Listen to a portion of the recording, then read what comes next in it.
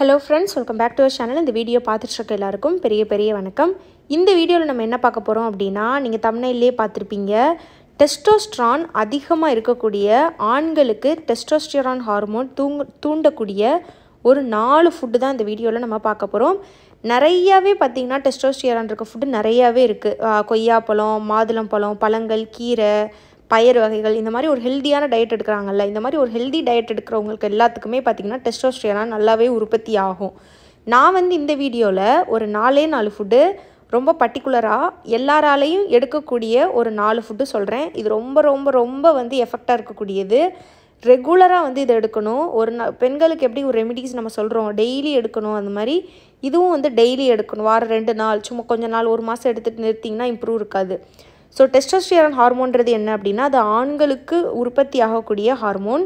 அந்த ஆண்களுக்குரிய ஹார்மோன் நிறைய உற்பத்தி ஆனால் தான் விந்து உற்பத்தியும் நடக்கும். ஸ்பெர்ம் ஹெல்த் இன்க்ரீஸ் ஆகும். அதோட எண்ணிக்கை, கவுண்ட்டு, ஸ்பீடு எல்லாமே இன்க்ரீஸ் ஆகும். பெண்களுக்கு சில குறிப்பிட்ட ஹார்மோன் தேவை, கருமுட்டை வளர்ச்சி அண்ட் ப்ரெக்னென்ட்க்கு.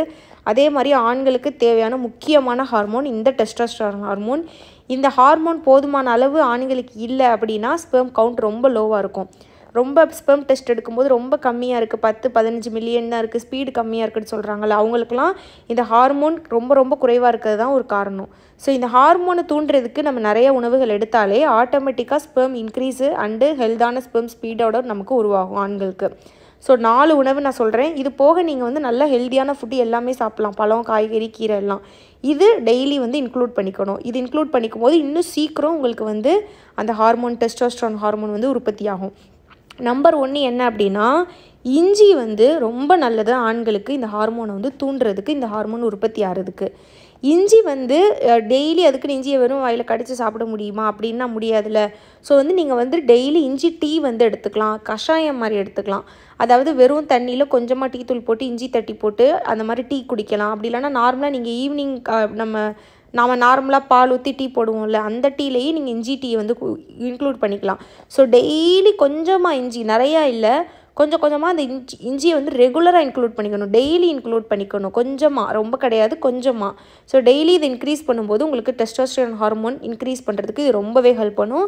அதே மாதிரியே வந்து இந்த இஞ்சி பூண்டுலாம் செய்கிறோம்ல, அது இருக்கக்கூடிய பொருட்களும் நிறையா சேர்த்துக்கலாம். ஏன்னா பூண்டுமே டெஸ்டோஸ்டெரான் ஹார்மோனுக்கு ரொம்ப நல்லது. ஸோ இஞ்சி பூண்டு அதிகமாக சேர்க்கக்கூடிய உணவு, இல்லைனா பொரியல்லையுமே கொஞ்சம் இஞ்சி பூண்டு வெங்காயம் போடும்போதே அது கொஞ்சம் போட்டு வதக்கிக்கலாம். ஸோ எப்படிலாம் ஃபுட்டில் இன்க்ளூட் பண்ண முடியுமோ அது எல்லாமே இன்க்ளூட் பண்ணிக்கலாம். இல்லைனா நைட்டு வந்து பாலில் வந்து கொஞ்சம் இஞ்சி கொஞ்சம் பூண்டு ரெண்டும் தட்டி போட்டு கொஞ்சமாக மஞ்சத்தூள் போட்டு குடித்தா அதுவுமே நல்லாயிருக்கும், டேஸ்ட்டாக இருக்கும். இந்த தொண்டை வலியெலாம் இருக்கும்போது நான் அதெல்லாம் ட்ரை பண்ணியிருக்கேன், அது ரொம்பவே நல்லாயிருக்கும். ஸோ கொஞ்சமாக நாட்டு சக்கரை போட்டு அந்த பால் குடிக்கலாம். ஸோ இது எல்லாமே டெஸ்டோஸ்டெரான் ஹார்மோனுக்கு இன்க்ரீஸ் ஆகும். ஸோ நம்பர் 1 இஞ்சி. நம்பர் 2 என்ன அப்படின்னு பார்த்தீங்கன்னா ஊற வச்ச பாதாம் அண்டு வால்நட். இது ரெண்டும் ரொம்ப முக்கியம். உங்கள் எல்லாருக்குமே தெரியும்ல, நட்ஸ் வந்து ஆண்களுக்கு நல்லது. ஆனால் குறிப்பிட்டு இந்த 2 நட்ஸும் டெஸ்டோஸ்டெரான் ஹார்மோனுக்கு ரொம்ப வந்து ரொம்ப நல்லது இன்க்ரீஸ் பண்ணுறதுக்கு. ஸோ இதுவுமே நீங்கள் வந்து வாங்கி வச்சுக்கோங்க. 1/2 kg or 1 kg உங்களுக்கு வந்து மந்த்லி இவ்வளோன்னு வாங்கி வச்சுக்கோங்க. ஸோ டெய்லி 4 பாதாம், ஒரு 2 பீஸ் வந்து வால்நட், 2 சின்ன பீஸ்னால் 2-3, பெருசாக ஹோல் வால்நட்னால் 1 வால்நட் கூட போதும். அதையும் தண்ணியில் போட்டு நைட்டு ஊற வச்சுருங்க. காலையில் அதை எந்திரிச்சு மெண்டு சாப்பிட்டுட்டு தண்ணி குடிச்சிருங்க. இது வந்து ரொம்ப நல்லது ஃபர்டிலிட்டியை இன்க்ரீஸ் பண்ணுறதுக்கு, இந்த வால்நட் அண்டு பாதாம். நான் சொன்ன மாதிரி இது பெண்களுக்கும் நல்லது, ஆண்களுக்கும் நல்லது, 2 பேருக்குமே ஃபர்டிலிட்டி பூஸ்டர். இதை வந்து கண்டிப்பாக மிஸ் பண்ணாமல் எடுங்க. அடுத்து என்னென்னு பார்த்தீங்கன்னா சின்ன வெங்காயம். இதை பற்றி நிறைய பேர் கேள்விப்பட்டிருப்பீங்க. இதுவும் பார்த்திங்கன்னா ரொம்ப நல்லது. சின்ன வெங்காயம் வந்து இந்த சித்த மருத்துவம் இதெல்லாம் ஃபாலோ பண்ணுறவங்களுக்குமே டாக்டர்ஸ் வந்து சொல்லுவாங்க. இந்த சின்ன வெங்காயம் எப்படி எடுக்கணும் அப்படின்னா பச்சையான சின்ன வெங்காயத்தை சிலர் வந்து ஒரு 10-15 அப்படின்னு சொல்லுவாங்க, இல்லைனா ஒரு கைப்பிடி அளவு சின்ன வெங்காயம் அப்படின்னு சொல்லுவாங்க. எண்ணெயை கேட்டிங்கன்னா ஒரு 10-15லாம் சாப்பிட்றது கஷ்டம், அவ்வளோ சின்ன வெங்காயம். ஒரு 5 கூட போதும். நீங்கள் வந்து கன்சிஸ்டண்ட்டாக நீங்கள் எடுத்திங்கன்னா நீங்கள் கொஞ்சமான அளவு எடுத்தாலே அது உங்களுக்கு வந்து நல்ல ரிசல்ட் கொடுக்கும். ஸோ ஒரு 5-6 சின்ன வெங்காயம். ரொம்ப குட்டியாக இருக்குது அப்படின்னா ஒரு 6-7 எடுத்துக்கோங்க. ஓரளவு மீடியம் சின்ன வெங்காயம் இருக்குது, இந்த சாம்பார் வெங்காயமே கொஞ்சம் மீடியம் சைஸாகவே இருக்குன்னா ஒரு 5-6 எடுத்துக்கோங்க.